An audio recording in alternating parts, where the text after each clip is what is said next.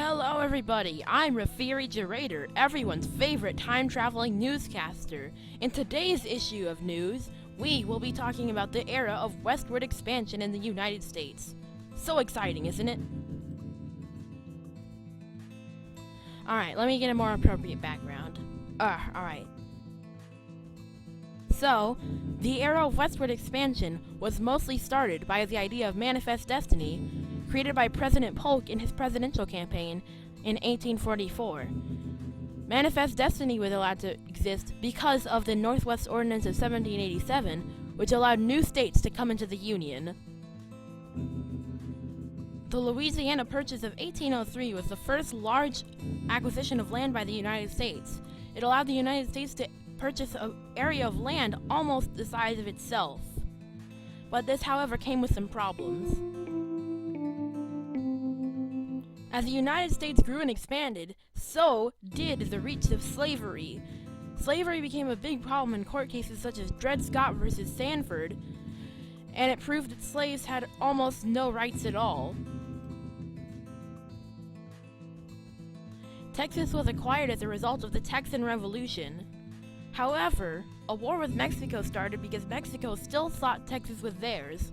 However, the U.S. won the war and claimed Texas along with an area of land known as the Mexican Cession. However, a prominent writer disagreed with this war named Henry David Thoreau, and he refused to pay a poll tax because he disagreed with the Mexican War and slavery.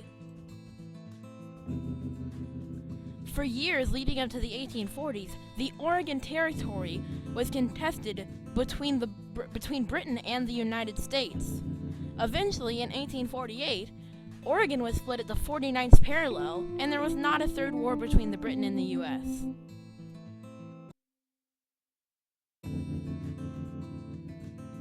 Now let's take a little step back in history. The nullification crisis was caused by a tariff that made all European goods higher priced than American goods. South Carolina and all the southern states disagreed with this, and South Carolina even threatened to secede from the Union. But Henry Clay eventually came up with a solution to the nullification crisis. But South Carolina remained defiant, and that was basically what started the Civil War.